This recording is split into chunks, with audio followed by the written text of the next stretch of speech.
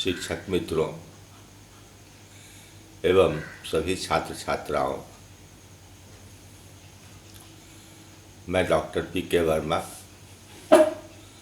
आप सभी का बायोकेमिस्ट्री के इस सेशन में स्वागत करता हूं। पिछले सेशन में हमने अमीनो एसिड्स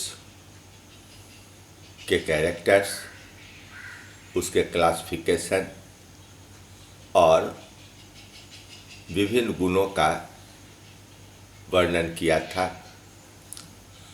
अब इस सेशन में हम लोग अमीनो एसिड्स का मुख्य काम जो प्रोटीन या पेप्टाइड का निर्माण है उसके विषय में डिस्कस करेंगे।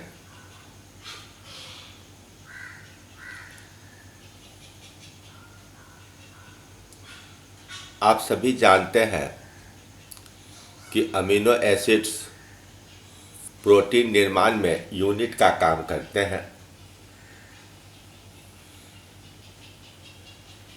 जब एक अमीनो एसिड दूसरे अमीनो एसिड से जुड़ता है तो पहले अमीनो एसिड के कार्बोक्सिल और दूसरे अमीनो एसिड के अमीनो ग्रुप के बीच एक कोवैलेंट बॉन्ड बनता है जिसे पेप्टाइड बॉन्ड कहते हैं। अब यदि दो अमीनो एसिड्स आपस में जुड़ते हों तो उसे डाइपेप्टाइड, तीन अमीनो एसिड आपस में जुड़ते हों तो ट्राइपेप्टाइड, 8 अमीनो एसिड जुड़ते हों तो ऑक्टापेप्टाइड और 10 अमीनो एसिड जुड़ते हों तो उसे डीकापेप्टाइड कहा जाता है। 10 तक के चेन को ओलिगोपेप्टाइड और उससे लंबे चेन को पॉलीपेप्टाइड कहा जाता है। यहाँ ध्यान देने की बात है कि इस नाम पेप्टाइड का उपयोग दो अर्थों में हो रहा है। एक अर्थ है अमीनो एसिड के बीच बनने वाला बॉन्ड और दूसरा अर्थ है पेप्टाइड मॉलिक्यूल। पेप्टाइड मॉलिक्यूल में कम से कम 2 अमीनो एसिड होते हैं और 400-500 या उससे भी ज़्यादा अमीनो एसिड्स हो सकते हैं। जब आप कार्बोहाइड्रेट डिस्कस करते हैं तो वहाँ एक ग्लूकोज यूनिट या एक फ्रक्टोज को मोनोसैकेराइड कहा जाता है, लेकिन प्रोटीन में मोनोपेप्टाइड नाम की कोई चीज़ नहीं होती है। मोनोपेप्टाइड किसी एक अमीनो एसिड को नहीं कहा जाता है क्योंकि उसमें पेप्टाइड नाम का बॉन्ड नहीं पाया जाता है। इसलिए पेप्टाइड बॉन्ड की संख्या अमीनो एसिड की संख्या से 1 कम होती है। तो जब भी हम बोलेंगे पेप्टाइड मॉलिक्यूल तो इसका मतलब होगा कि पेप्टाइड बॉन्ड से जुटे हुए अमीनो एसिड का चेन। और यही कारण है कि कम से कम 2 अमीनो एसिड होगा तभी एक पेप्टाइड मॉलिक्यूल का निर्माण होगा। अब पॉलीपेप्टाइड कहें या प्रोटीन कहें तो प्रोटीन नाम का उपयोग एक केमिकल ग्रुप के लिए किया जा रहा है जिसमें एक पॉलीपेप्टाइड या कई पॉलीपेप्टाइड हो सकते हैं। इसके अलावे उसमें कार्बोहाइड्रेट, लिपिड या कोई मेटल भी जुटा हुआ हो सकता है। अब जब आप पेपर पर 2 अमीनो एसिड्स को जोड़कर देखेंगे तो ऐसा लगेगा कि कार्बन और नाइट्रोजन के बीच एक अकेला कोवैलेंट बॉन्ड बन रहा है। लेकिन जब एक भारतीय वैज्ञानिक जी.एन. रामाचंद्रन ने 1963 में पॉलीपेप्टाइड का रिजोनांस स्पेक्ट्रम स्टडी किया तो उन्होंने बताया कि पेप्टाइड बॉन्ड में डबल बॉन्ड कैरेक्टर पाया जाता है। यह हमारे प्रोफेसर गोपाल समुद्रम, नारायण अय्यर, रामाचंद्रन है। इनके द्वारा बताए गए पेप्टाइड की रचना के कारण प्रोटीन की रचना समझने में काफ़ी सहायता मिली। अब आप देखिए कि यहाँ पहले अमीनो एसिड के कार्बोक्सिल ग्रुप और दूसरे अमीनो एसिड के अमीनो ग्रुप के बीच कंडेंसेशन रिएक्शन हुआ जिससे पानी बाहर निकला और कार्बोक्सिल के कार्बन तथा अमीनो ग्रुप के नाइट्रोजन के बीच पेप्टाइड बॉन्ड का निर्माण हुआ। तो आपको यहाँ पर एक ही बॉन्ड दिखाई पड़ रहा है, लेकिन रिजोनांस स्पेक्ट्रम बताता है कि एक इलेक्ट्रॉन जो कार्बन और ऑक्सीजन के बीच था वह रिजोनांस के कारण कार्बन और नाइट्रोजन के बीच भी शेयर होते रहता है, यानी कार्बन और नाइट्रोजन के बीच डबल बॉन्ड टेंडेंसी पाया जाता है। आप इसे एक दूसरी डायग्राम से समझिए कि जब भी पॉलीपेप्टाइड को आप देखिएगा तो उसमें अल्फा कार्बन के दोनों तरफ अपने ही मॉलिक्यूल के दो कार्बन के बीच और पेप्टाइड बॉन्ड में नाइट्रोजन के बीच एक निश्चित एंगल पाया जाता है जिसे फाई और साई टॉर्सन कहा जाता है। यहाँ देखिए ए डायग्राम में नाइट्रोजन और अल्फा कार्बन के बीच फाई टॉर्सन दिखलाया गया है और दूसरे डायग्राम में कार्बन और कार्बन के बीच साई टॉर्सन दिखलाया गया है। नीचे आप देख रहे हैं 3 कार्बन को एक दूसरे से जुटा हुआ दिखलाया गया है, इसके बीच फाई टॉर्सन, और एक कार्बन पर जब 2 नाइट्रोजन दिखलाया गया है तो साई टॉर्सन पाया जा रहा है। ये एक निश्चित एंगल्स होते हैं, इनमें परिवर्तन नहीं होता है। अब आप इस डायग्राम में देखिए कि जब 2 कार्बन के बीच बॉन्ड बन रहा है तो उसकी लंबाई 1.51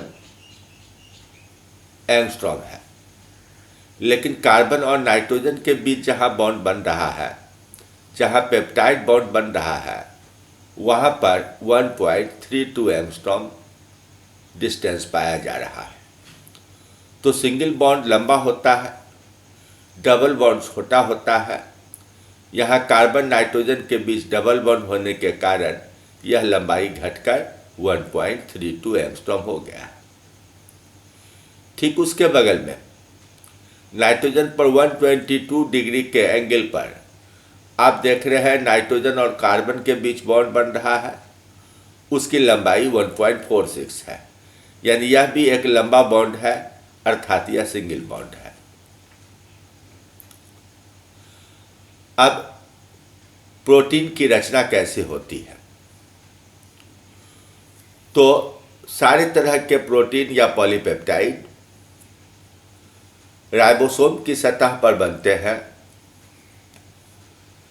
जहां मैसेंजर आरएनए एक निश्चित सजावट के साथ जेनेटिक कोड्स को लेकर आता है।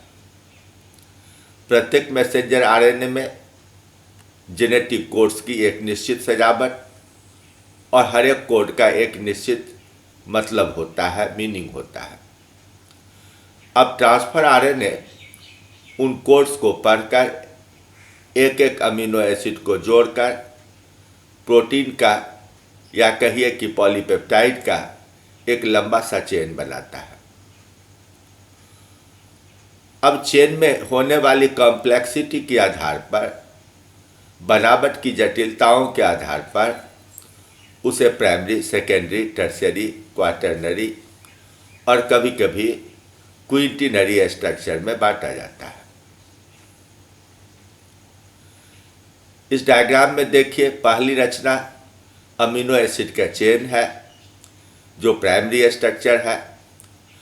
अब यह पॉलीपेप्टाइड का चेन अलग अलग डिजाइन में मुड़ता है, जिससे बीटा प्लीटेड शीट या अल्फा हेलिक्स का निर्माण होता है। फिर एक टर्शियरी स्ट्रक्चर बनता है जिसमें यह विभिन्न दिशाओं में मुड़कर एक 3 डायमेंशनल स्ट्रक्चर बनाता है। ऐसे कई पॉलीपेप्टाइड मिलकर अपने टर्शियरी स्ट्रक्चर के साथ क्वाटरनरी प्रोटीन का निर्माण करते हैं। तो प्राइमरी स्ट्रक्चर में अमीनो एसिड की एक सीधी, बिना किसी ब्रांच के चेन बनता है, जिसके बीच पेप्टाइड बॉन्ड, सिर्फ पेप्टाइड बॉन्ड पाया जाता है। इसके अलावा कोई एक्स्ट्रा बॉन्ड नहीं पाया जाता है। अब इस चेन में प्रत्येक अमीनो एसिड का सिर्फ 3 एटम एनसीसी, एनसीसी, एनसीसी इस तरह से एक्सिस का निर्माण करते हैं। और जितने भी अल्काइल ग्रुप होते हैं या एसिडिक अमीनो एसिड का कार्बोक्सिल ग्रुप हो, बेसिक अमीनो एसिड का अमीनो ग्रुप हो, ये सब साइड चेन के रूप में पाए जाते हैं। सीधा चेन होने के कारण प्राइमरी स्ट्रक्चर को सिर्फ 2 छोर होते हैं। एक है अमीनो टर्मिनल या एन टर्मिनल, जिससे प्रारंभ होता है, और दूसरा है कार्बोक्सिल टर्मिनल या सी टर्मिनल, जिससे अंत होता है। अब इस डायग्राम में आपको जगह जगह पर पेप्टाइड बॉन्ड जहां बना है और जहां पर अल्काइल ग्रुप है, उसके बीच चौकोर एरिया अलग अलग रंगों में रंगा हुआ दिखाई पड़ रहा है। वास्तव में चेन इसी तरह से सजा हुआ होता है। इसे हम लोग डायग्राम में सीधी श्रृंखला में बनाते हैं। तो आप देख रहे हैं हर एक अमीनो एसिड का 3-3 एटम एनसीसी, एनसीसी, एनसीसी एक दूसरे से जुटा हुआ है, और पहले छोर पर अमीनो और दूसरे पर कार्बोक्सिल टर्मिनल पाया जा रहा है। R1, R2, R3, R4, R5, R6 इत्यादि। इसमें अलग अलग अल्काइल ग्रुप विपरीत दिशाओं में दिखलाया गया है। दोनों ही डायग्राम, ऊपर वाले और नीचे वाले दोनों ही डायग्राम में अल्काइल ग्रुप को विपरीत दिशाओं में दिखलाया गया है। इसका कारण है कि यदि ये अल्काइल ग्रुप एक ही दिशा में हो तो इन ग्रुप्स के बीच में कहीं पर अल्काइल ग्रुप छोटा है, कहीं बड़ा है, तो इनके बीच में इलेक्ट्रॉन क्लाउड बनता है और ये एक दूसरे को रिपेल करते हैं, जिसके कारण ये विपरीत दिशाओं में जाकर एकोमोडेट करते हैं। वहाँ इनके बीच किसी भी तरह का इंटरफेरेंस नहीं होता है। अब जब प्राइमरी स्ट्रक्चर से सेकेंडरी स्ट्रक्चर बनता है तो पहला फर्स्ट ऑर्डर ऑफ चेंज होता है, जो एक सिंपल चेंज होता है, लेकिन इसमें एक निश्चित जियोमेट्रिकल शेप बनता है। सबसे आसान और बिना एनर्जी खर्च किए सबसे स्थिर रचना अल्फा हेलिक्स कहलाती है। अल्फा हेलिक्स में 3.6 अमीनो एसिड्स के 13 एटम मिलकर एक पूरा चक्कर लगाते हैं। पहले अमीनो एसिड का 2 एटम्स NH, बीच में 3 अमीनो एसिड का 3 एटम NCC और NCC, और अंत में 5वें अमीनो एसिड का C और O, कुल मिलाकर 13 एटम एक चक्कर लगाते हैं। इस तरह पहले का 5वें से, दूसरे का 6ठे से, तीसरे का 7वें से, चौथे का 8वें से और 5वें का 9वें अमीनो एसिड से हाइड्रोजन बॉन्ड के द्वारा अटैचमेंट होता है। अल्फा हेलिक्स में यह हाइड्रोजन बॉन्ड एक दूसरे के समानांतर और लंबाई के दिशा में ही वर्टिकल प्लेन पर आपको दिखाई पड़ेंगे। अल्काइल ग्रुप बाहर के तरफ प्रोजेक्टेड रहता है, जिसका एंगल थोड़ा पीछे की ओर होता है। अब चूंकि 3.6 अमीनो एसिड्स मिलकर एक चक्कर लगाते हैं, 360 डिग्री का एक चक्कर होता है, इसलिए 2 अमीनो एसिड के बीच 100 डिग्री का एंगुलर डेविएशन पाया जाता है और इसके पिच की लंबाई 5.7 एंगस्ट्रॉम होती है। यहाँ फाई टॉर्सन -60 डिग्री और साई टॉर्सन -45 डिग्री हो जाया करता है। यह अल्फा हेलिक्स का मॉडल है, जिसमें आपको एक टर्न एक पिच में 5.4 एंगस्ट्रॉम और 3.6 अमीनो एसिड दिखलाया गया है। ऊपर से देखने पर इस तरह से यह चेन मुड़ा हुआ गोल चक्र बनाते हुए दिखाई पड़ेगा।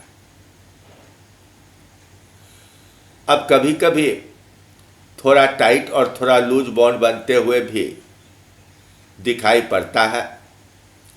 मान लीजिए कि 2.6 अमीनो एसिड के बीच ये बॉन्ड बने, 10 ही एटम हो, तो सभी एटम्स को एक्सिस पर अधिक 360/2.6 एंगल से मुड़ना पड़ेगा, तो उसमें ज़्यादा एनर्जी खर्च होगा। लेकिन अगर थोड़ा लूज बॉन्ड हो, 4.6 अमीनो एसिड का 16 एटम का बॉन्ड हो, तो ऐसी स्थिति में दूरी बढ़ जाएगी और यह कमज़ोर होगा। हाइड्रोजन बॉन्ड तो ऐसे ही काफ़ी कमज़ोर होता है, लेकिन बड़ी संख्या में होने के कारण यह पेप्टाइड चेन को स्थिरता प्रदान करता है।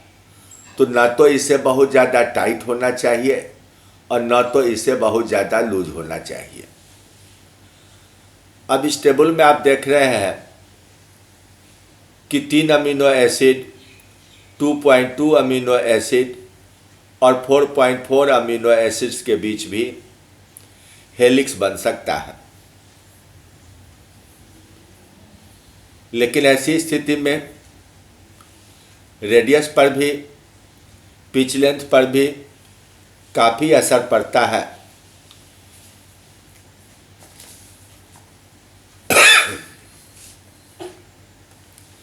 इन चारों प्रकार की रचनाओं में सबसे ज़्यादा कॉमन और स्थिर अल्फा हेलिक्स है। अब कुछ प्रोटीन इनसॉल्युबल होते हैं, जिन्हें स्क्लेरोप्रोटीन कहा जाता है। इनमें पैरेलल या एंटी पैरेलल सीट के रूप में कई चेन्स एक दूसरे के साथ दाएं बाएं आकर जुटे रहते हैं। हमारे बाल में, नाखून में, जानवरों के खुर में बीटा केराटिन नाम का शीट बनता है जो एक दूसरे से टाइटली पैक्ड होता है और यह पैरेलल प्लीटेड शीट कहलाता है। ठीक इसके विपरीत सेरिसिन और सिल्क फाइब्रोइन में ये चेन्स एक दूसरे के एंटी पैरेलल पाए जाते हैं। ये एक दूसरे से लूजली अटैच्ड पाए जाते हैं। इस डायग्राम में आप बीटा प्लीटेड शीट देख रहे हैं। सभी ग्रुप को आप देख रहे हैं एक समान तरीके से मुड़े हुए, एकदम आइडेंटिकल तरीके से 3 शीट एक दूसरे से समानांतर जुटे हुए दिखाई पड़ रहे हैं। आप इस अगले डायग्राम से देखिए कि बीटा शीट में सभी समानांतर चेन्स की दिशा एक समान है। सभी ग्रुप जो आपको काले, नीले या लाल रंग से रंगे दिखाई पड़ रहे हैं, एक समान दिशा में पैरेलल सजे हुए दिखाई पड़ रहे हैं और इनके बीच लंबा लंबा हाइड्रोजन बॉन्ड 2.97 एंगस्ट्रॉम लंबा दिखाई पड़ रहा है। लेकिन जब ये एंटी पैरेलल हो जाते हैं तो हाइड्रोजन बॉन्ड की लंबाई घटकर 2.76 हो गई, लेकिन ये ग्रुप्स जो दोनों कार्बन चेन के बीच के विभिन्न एटम्स हैं वो एक दूसरे के एंटी पैरेलल हो जाते हैं।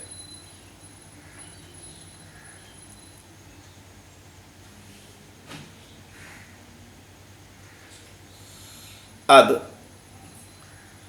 प्रोलीन और ग्लाइसिन नाम के अमीनो एसिड को हेलिक्स ब्रेकर कहा जाता है, क्योंकि ये अल्फा हेलिक्स के बैकबोन की रेगुलर कन्फॉर्मेशन को डिस्टर्ब करने वाले हैं, डिसरप्ट करने वाले हैं।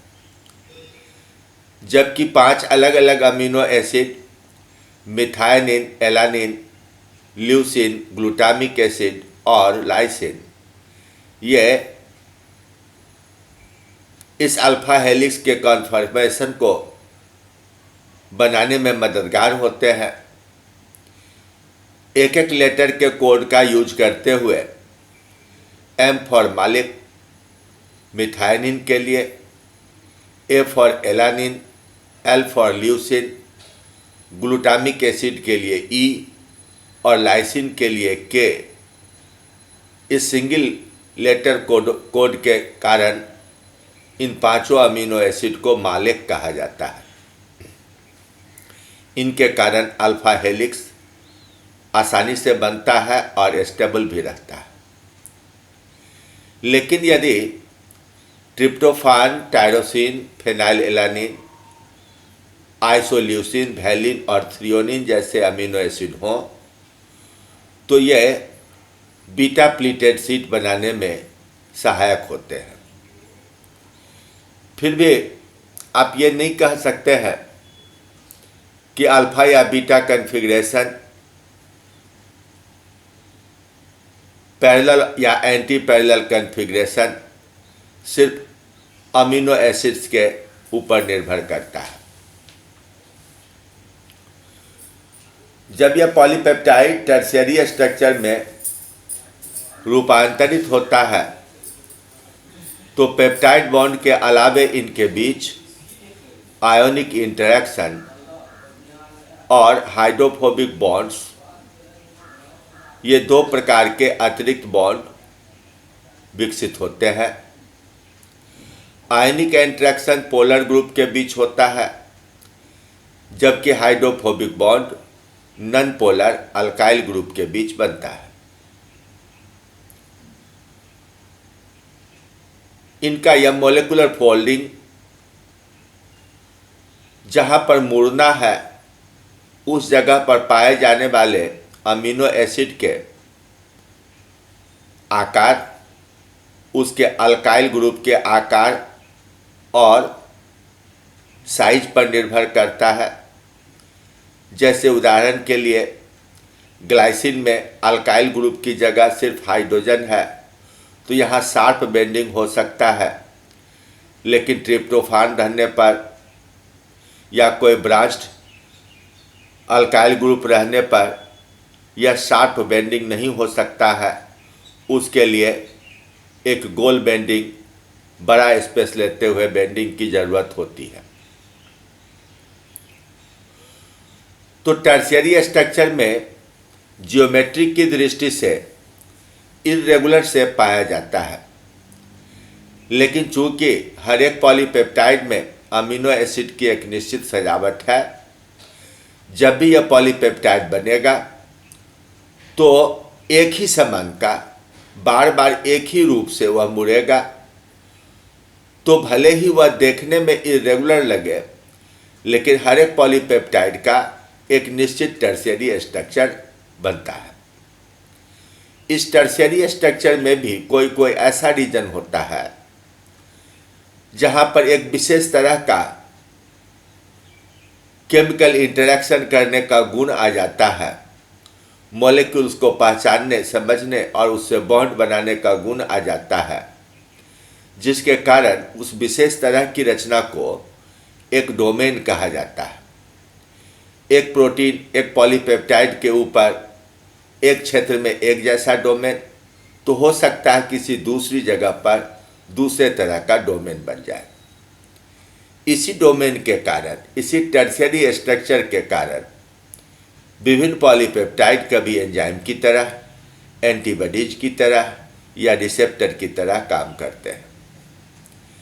यदि किसी ऐसे बायोलॉजिकली एक्टिव प्रोटीन का एंजाइम, एंटीबॉडी या रिसेप्टर का सेकेंडरी या टर्शियरी स्ट्रक्चर को थोड़ा डिस्टर्ब कर दिया जाए, तो इनका बायोलॉजिकल फंक्शन प्रभावित हो जाता है, इनके काम करने का तरीका डिस्टर्ब हो जाया करता है। अब यहाँ पर टर्शियरी स्ट्रक्चर बनने में जो विभिन्न प्रकार के बॉन्ड्स काम आते हैं, उसकी अलग से चर्चा की जा रही है। हाइड्रोफोबिक इंटरेक्शन, यह है attraction between monopolar alkyl group and aromatic group.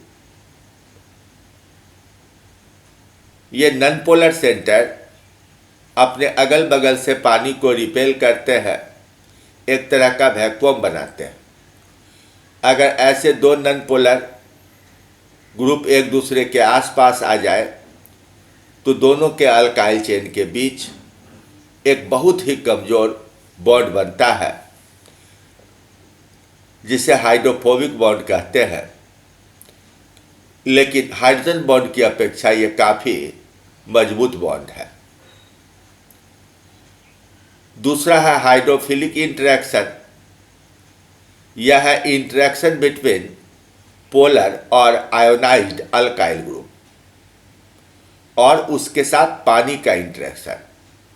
यानी इसके ऊपर अगर पोलैरिटी होती है, पॉजिटिविटी या निगेटिविटी होती है, तो यह पानी के अणुओं के साथ आकर्षण करता है और पानी की मदद से दो जगह पर, दो चेन के दो अमीनो एसिड के बीच इंटरेक्शन होता है, जिससे हाइड्रोफिलिक इंटरेक्शन कहा जाता है।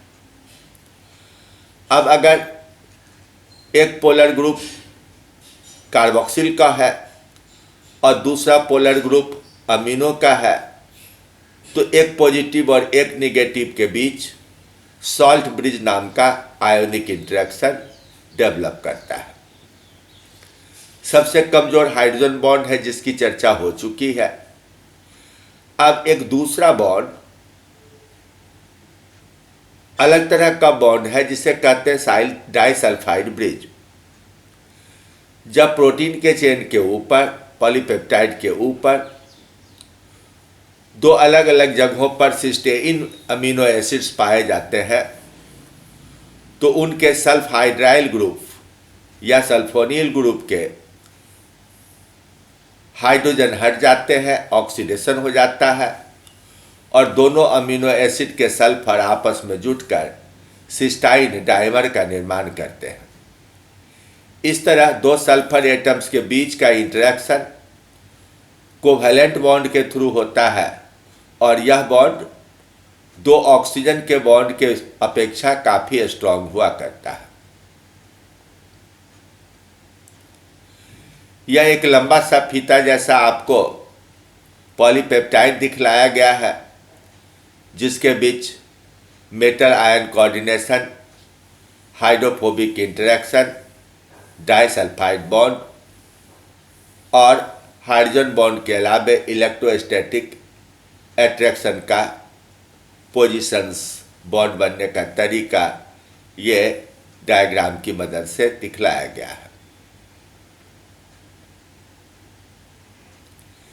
इस डायग्राम में आप बीटा ग्लोबिन और अल्फा ग्लोबिन दो अलग अलग एंगल से बाईं ओर बीटा ग्लोबिन और दाईं ओर अल्फा ग्लोबिन का टर्शियरी स्ट्रक्चर दिखलाया गया है।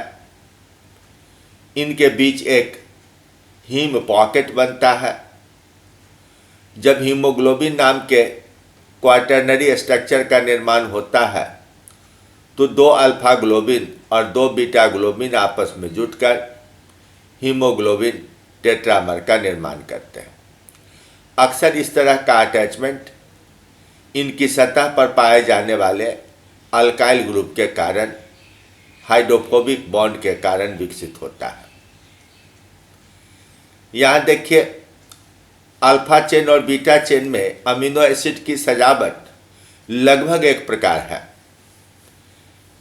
अल्फा चेन में 141 अमीनो एसिड होता है और बीटा चेन में 146 अमीनो एसिड होता है। सिर्फ माइनर डिफरेंस के कारण इनके टर्शियरी स्ट्रक्चर में काफी समानता पाई जाती है। जहां जहां अमीनो एसिड का डिफरेंस है वहां पर मुड़ने के एंगल में थोड़ा थोड़ा परिवर्तन पाया जाता है। तो जैसे ही अमीनो एसिड की सजावट में परिवर्तन होगा, उनके टर्शियरी स्ट्रक्चर में भी परिवर्तन होगा। अब बड़े बड़े बायोलॉजिकल फंक्शंस एक अकेले पॉलीपेप्टाइड के एक या दो डोमेन की मदद से नहीं हो पाता है। ऐसी स्थिति में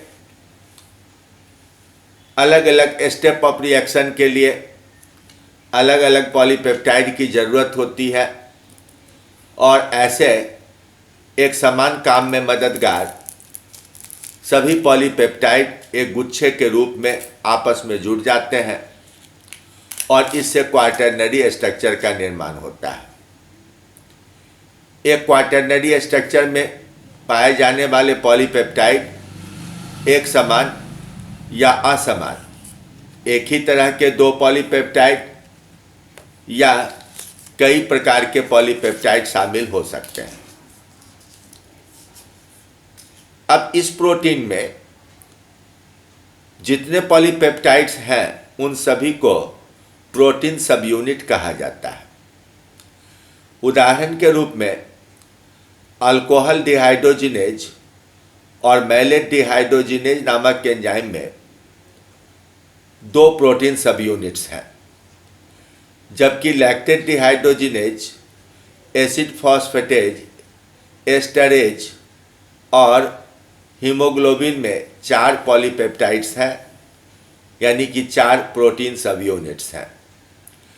आरएनए पॉलीमरेज के कोर एंजाइम में 5 सब यूनिट, होलो एंजाइम में 6 सब यूनिट है और डीएनए पॉलीमरेज 3 में 7 सब यूनिट्स हैं। कोई कोई इससे भी बड़ा,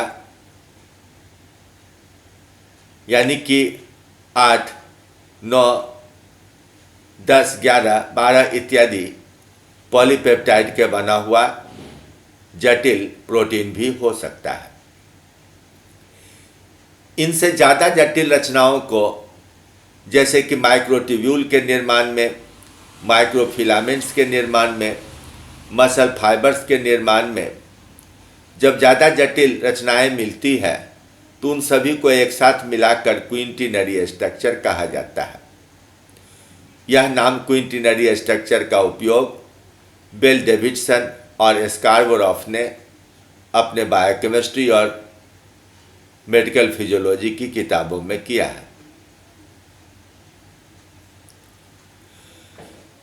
अब प्रोटीन की रचना के बाद हम लोग प्रोटीन के वर्गीकरण, क्लासिफिकेशन की बात करें। दुनिया में जितने सजीव हैं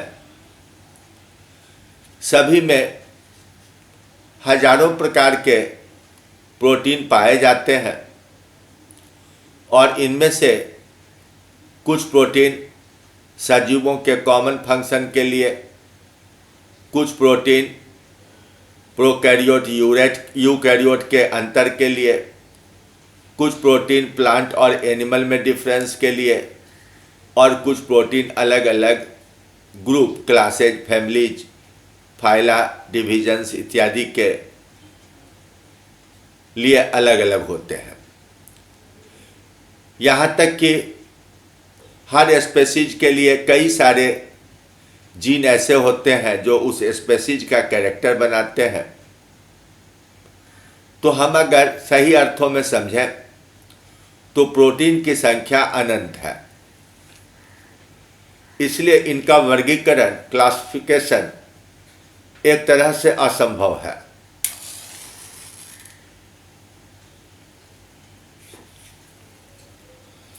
हम किसी भी आधार पर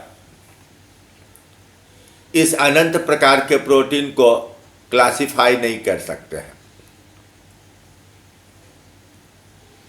लेकिन जब वेस्ट एंड टॉड 1966 में बायोकेमिस्ट्री का टेक्स्ट बुक लिखने लगे तो उनके मित्रों ने सलाह दिया कि वो एक वर्किंग क्लासिफिकेशन दें जिससे एक आम आदमी अलग अलग तरह के प्रोटीन को पहचान सके, समझ सके। तो उन्होंने सिंपल प्रोटीन, स्क्लेरोप्रोटीन और कंजुगेटेड प्रोटीन, ये 3 मेजर ग्रुप्स का निर्माण किया।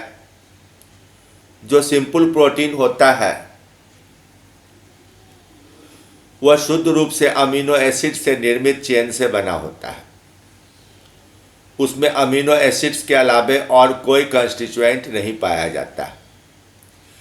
अब इसे सॉल्युबिलिटी के आधार पर एक ग्रुप बनाया गया वाटर सॉल्युबल।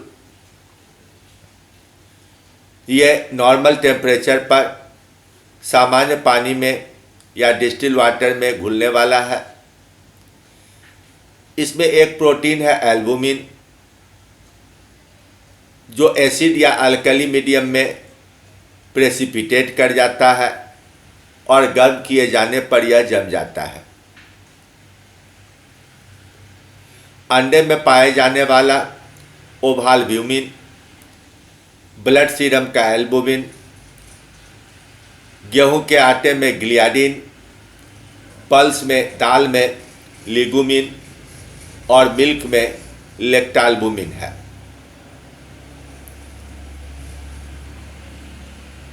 दूसरा है स्यूडोग्लोब्यूलिन, जो थोड़ा रेयर है, मिल्क हुए में पाया जाता है या एसिडिक सॉल्ट में प्रेसिपिटेट कर जाता है।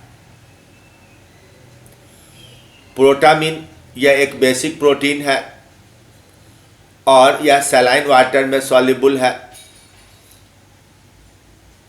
लेकिन हाइड्रोक्लोरिक एसिड की उपस्थिति में यह क्रिस्टलाइज कर जाता है। यह एक न्यूक्लियोप्रोटीन है जो स्पर्मेटोजेनेसिस के समय डीएनए से जुड़ता है।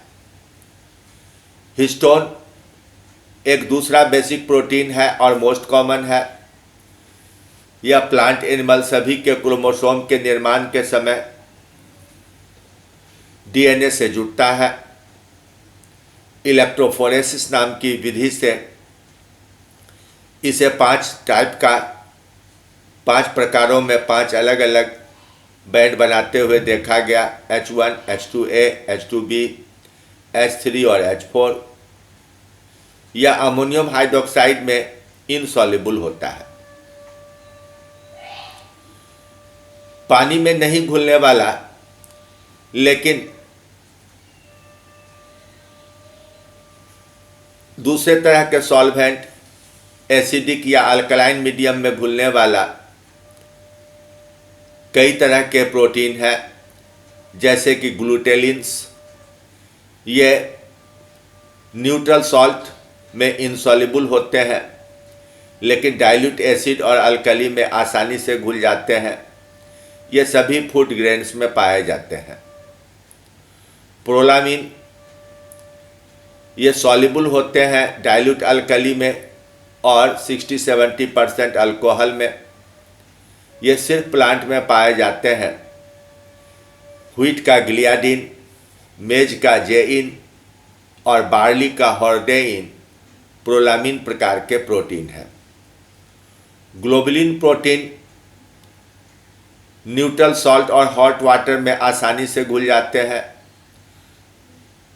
एग का विटेलिन, ब्लड प्लाज्मा का फाइब्रिनोजेन, मसल का मायोजेन एंड मायोसिनोजेन, पल्स का लिगुमिन, पोटैटो का ट्यूबेरिन और व्हीट का इडेस्टिन ग्लोबुलिन प्रकार का प्रोटीन है।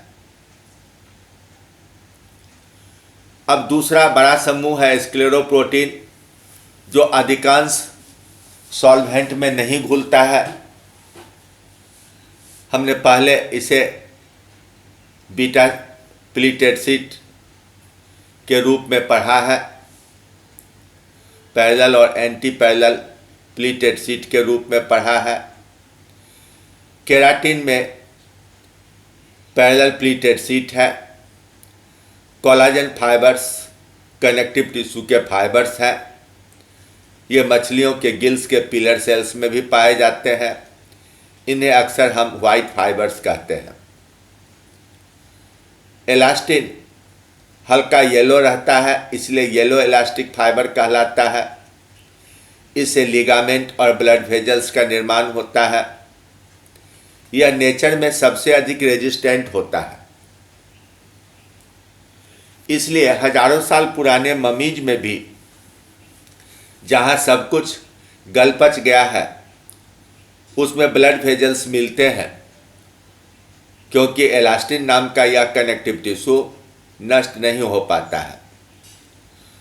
फाइब्रोइन जो सिल्क फाइबर में मिलता है, एंटी पैरेलल शीट से बना है, यह भी एक स्क्लेरोप्रोटीन है।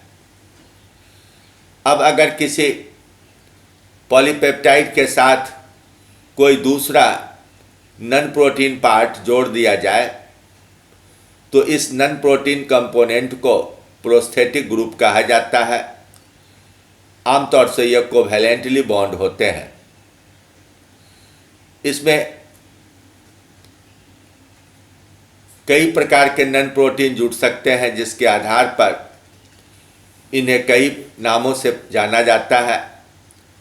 क्रोमोप्रोटीन के साथ कोई कलर पिगमेंट जुटा रहता है, जैसे हीमोग्लोबिन में आयरन है, साइटोक्रोम में आयरन या कॉपर है, फ्लेवोप्रोटीन में फ्लेविन और फेरस सल्फाइड जुटा रहता है।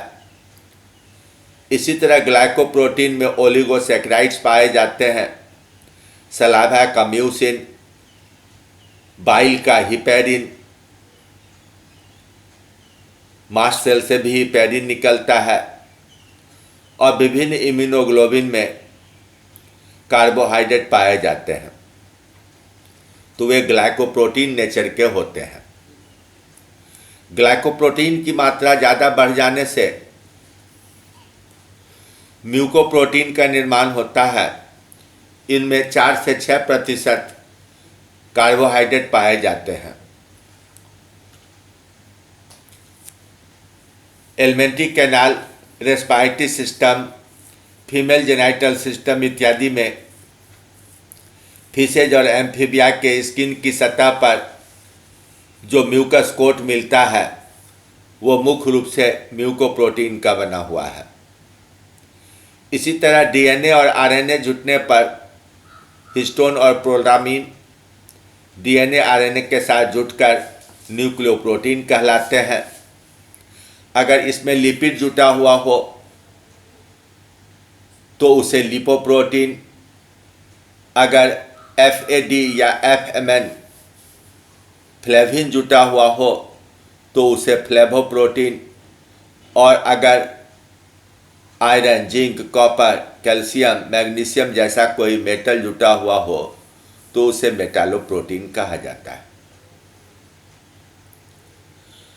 अब अंतिम बात होती है कि प्रोटीन क्या उसी रूप में रह सकता है जिस रूप में इसका निर्माण हुआ है? तो अभी आपने पढ़ा कि कई प्रोटीन हैं जिन्हें एसिड या अल्कली या अल्कोहल के द्वारा प्रेसिपिटेट कराया जा सकता है, या गर्म करने पर यह जम जाया करता है। तो यह जमने के बाद या प्रेसिपिटेट होने के बाद प्रोटीन डिराइवेटिव में बदल जाते हैं, जिन्हें मेटाप्रोटीन कहते हैं। प्रतिक्रिया को रिवर्स करके एक बार जो इनमें डीनेचरेशन हो गया, इसको दोबारा रीनेचर्ड नहीं किया जा सकता है। एग को बॉईल करने पर जो एल्बुमिन जम जाता है, उसे फिर ठंडा करके आप डिजॉल्व नहीं करा सकते हैं। दूध में आप लेमन या अल्कोहल मिला देते हैं और दूध फटकर छेना बना लेता है, आप इसे फिर घोलकर मिल्क प्रोटीन में बदल नहीं सकते हैं। तो ये मेटाप्रोटीन कहलाते हैं। अब प्रोटीन की जांच कैसे की जाए? अगर यह प्रोटीन किसी तरह सॉल्युबल हो, खासकर न्यूट्रल सॉल्ट में या वाटर सॉल्युबल हो, तो इसके बहुत ही डाइल्यूट घोल में, मान लिया कि 0.1 मिलीग्राम प्रति 100 ml, यानी 0.1 मिलीग्राम पर 100 ml प्रोटीन का घोल आपने बनाया,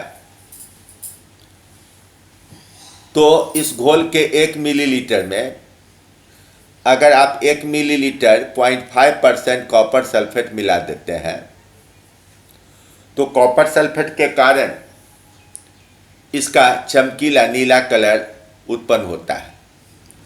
अब आप जब धीरे धीरे इसमें डाइल्यूट अमोनियम हाइड्रोक्साइड मिलाते हैं,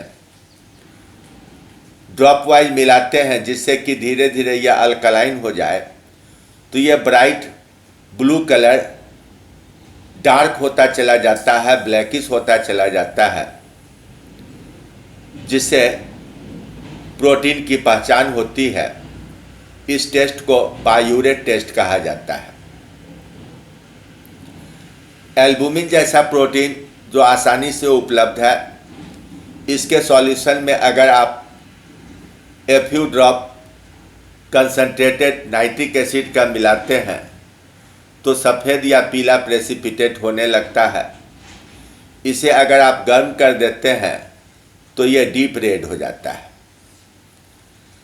नाइट्रिक एसिड के बदले आप पिक्रिक एसिड मिला सकते हैं, यह खुद पीला रंग में बदल जाता है। इसे भी गर्म करने पर वर्मिलियन रेड कलर उत्पन्न होता है। लेकिन यह सिर्फ एल्बुमिन के लिए जांच है, सभी प्रोटीन की जांच ये नहीं है। लेबोरेटरी में प्रोटीन की मात्रा निकालने के लिए फोलिन फेनॉल रीएजेंट या फोलिन CO कैल्ट्यूज रीएजेंट FC रीएजेंट का उपयोग किया जाता है। इस विधि को लॉरी एटॉल ने 1951 में समझाया था। इसमें भी डार्क ब्लू या ब्लैकिश कलर उत्पन्न होता है, और यह कलर की डेंसिटी आप किसी स्पेक्ट्रोफोटोमीटर या कलरीमीटर से नाप सकते हैं। इसकी ऑप्टिक डेंसिटी प्रोटीन की मात्रा के समानुपाती होता है, इसलिए एक स्टैंडर्ड सॉल्यूशन के कंपैरिजन में आप एक अननोन कंसंट्रेशन को निकाल सकते हैं और फिर उसका वास्तविक कंसंट्रेशन का अनुमान लगा सकते हैं। तो यह मेथड बड़ा ही रिलायबल मेथड है। इसी के द्वारा लेबोरेटरी में प्रोटीन का क्वांटिटेटिव एस्टिमेशन किया जाता है। तो इस तरह आपने प्रोटीन के विषय में अधिकांश बातें जान ली। अब अगले सेशन में हम लोग एंजाइम्स के विषय में पढ़ेंगे, जो एक बायोलॉजिकली एक्टिव मॉलिक्यूल है। तो अगले सेशन तक आप इंतज़ार कीजिए। Thank you very much.